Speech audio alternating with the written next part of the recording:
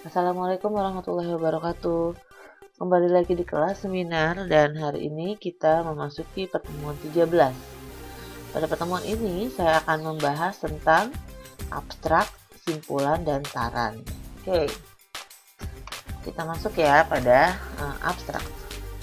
Nah ini kalau dari pengalaman saya mengajar seminar dan menguji, banyak mahasiswa yang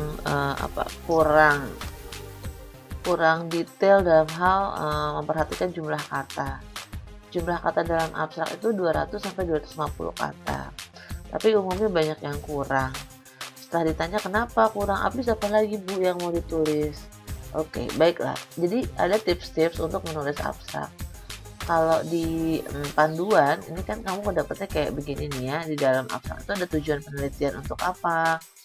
Terus kemudian metode penelitian yang digunakan dan hasil yang dicapai. Nah, jadi apa aja sih yang masuk dalam abstrak?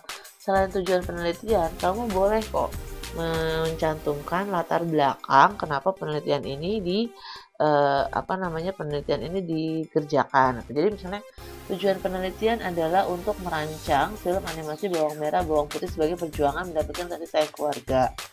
Penelitian ini dilatar belakangi oleh keadaan di mana misalnya zaman sekarang masyarakat belum bisa mendefinisikan makna kasih sayang keluarga. Nah, kayak gitu boleh. Kemudian setelah tujuan dan latar belakang penelitiannya sedikit aja, nggak usah panjang-panjang. Metode penelitian, lalu hasil yang dicapai. Hasil yang dicapai isinya adalah deskripsi media. Nah, misalnya kalau misalnya perancangan film animasi bawang merah dan bawang putih memiliki durasi gitu. Terus ukurannya adalah misalnya 720 megapiksel gitu misalnya.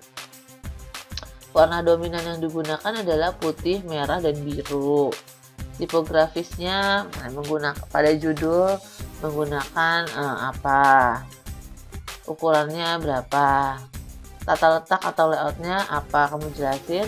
Segmentasi yang dibidik dalam penelitian ini adalah misalnya keluarga, ibu-ibu, bapak-bapak misalnya. Kemudian nantinya film ini akan ditayangkan nah itu kan rencana publikasi itu juga dijelasin. Harapannya melalui film ini masyarakat dapat lebih memahami arti kasih sayang sehingga anak-anak mendapatkan pola asuh yang terbaik di dalam keluarga. Nah gitu. Terus gimana cara ngitungnya? Cara ngitungnya begini, kalau gampangnya, ngitung kata di dalam satu paragraf. Kata yang paling atas dikali jumlah baris. Misalnya kayak begini ya, rancangan dari sini nih, 4 baris ini, kamu cara hitungnya adalah 1, 2, 3, 4, 5, 6, 7, 8, 9, dikali 3. Kemudian dikali 3, 27, jadi segitu 27. Kok yang di bawah ini enggak Bu? Enggak dihitung. Kenapa?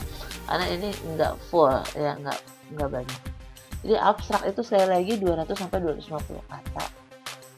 Ya, supaya memenuhi itu, maka tujuan penelitian, metode penelitian, latar belakang dimasukkan juga sedikit, dan hasil penelitian.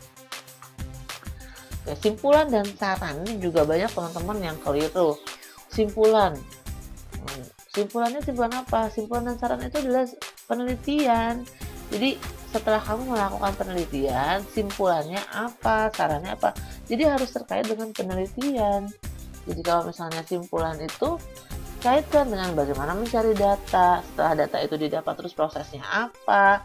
Kemudian setelah udah ada hasilnya, udah terbentuk medianya, jelasin elemennya apa, segmentasinya siapa, rencana publikasinya gimana, itu simpulan. Jadi simpulan adalah simpulan penelitian keseluruhan. Saran juga demikian. Saran yang dimaksud adalah saran penelitian, bukan bagi Pemda sebaiknya begini, bukan itu. Saran penelitian, saran terhadap penelitian selanjutnya.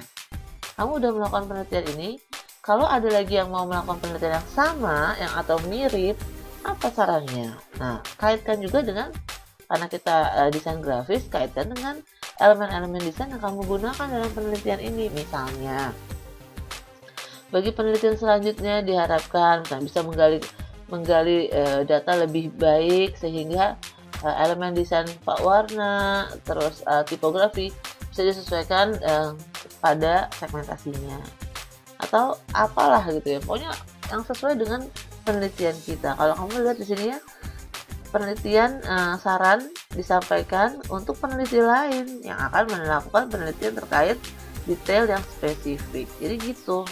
Ya, baik simpulan dan saran harus dikaitkan dengan penelitian. Ya. Terus penulisannya gimana Bu? Simpulan apakah paragraf atau poin-poin? Boleh dua-duanya. Tuh, di sini simpulan merupakan aplikasi teoritis. Jadi kalau merancang film, jelaskan filmnya, durasinya, terus kemudian kalau misalnya dia filmnya film cerita, berarti kan kalau di dalam cerita ada konfliknya, ada karakter utamanya gitu. Jadi dijelasin dengan detail mengenai hasil penelitiannya. Oke, ini setelah ngomongin abstrak, ngomongin simpulan dan saran, ada tambahan lagi yang saya lihat teman-teman masih banyak yang keliru juga ketika memberikan bab 2 kepada saya. Ini adalah tentang penomoran ya. Lihat di sini ya, bab 2 misalnya bab 2 ini kan bukan tinjauan pustaka dan landasan teori lagi. Tapi begini, setelah bab 2 kemudian judul, spasi, kemudian di sini adalah A. Lihat rata kirinya tuh. Setelah anak judul ini, kalau misalnya mau ada anak judul yang baru, berarti bukan A kecil atau satu bukan, atau A1 bukan, tapi langsung huruf 1 titik. Nah, satunya juga sejajar dengan huruf T tuh. Misalnya setelah huruf 1 angka 1 ini ada huruf yang baru, berarti A-nya A kecil. Itu juga sejajar dengan huruf T di atasnya.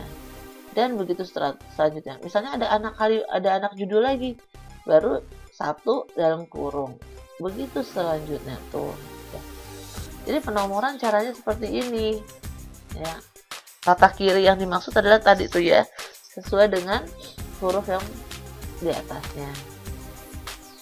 Ini penomoran nih, mohon dicermati dan diperhatikan ya, karena kalau kita nanti evaluasi 1 yang dilihat adalah teknisnya, tinjauan pustaka, penomorannya, judulnya, halaman covernya, dan daftar pustaka. Jadi kalau EVA 1 itu orang penguji ngeceknya dari belakang.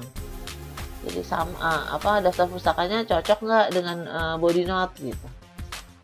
Ya, jadi mohon diperhatikan hal-hal yang seperti ini. Nah, sekarang sampul. Ini juga teman-teman walaupun sudah membaca suplemen tugas akhir, masih banyak juga yang keliru. Jadi kalau sampul nih, ini dilihat ya, setelah logo Unindra, ini juga harus dihitung ya, sesuai ya. Logo, kemudian judul huruf kapital semua, dan tidak boleh lebih dari 13 kata ya. Kemudian ini tugas akhir, perhatiin deh, tugas akhir, A-nya kecil, T-nya besar, A-nya kecil, dan ini semua hurufnya diawali dengan huruf kecil semua tuh ya. Baru nama, kapital lagi ya, NPM, kosong, kapital, bold. Nah, karena tugas akhir tuh yang betul nulisnya kayak begini, tugas akhir, T-nya besar, A-nya kecil, maka di daftar pustaka, di daftar di kata pengantar, cara nulisnya juga seperti ini gitu. Oke, terima kasih teman-teman, mudah-mudahan tips ini bermanfaat dan bisa diaplikasikan sehingga mendapatkan hasil yang sesuai dengan harapan. Sampai ketemu lagi, jaga kesehatan. Assalamualaikum warahmatullahi wabarakatuh.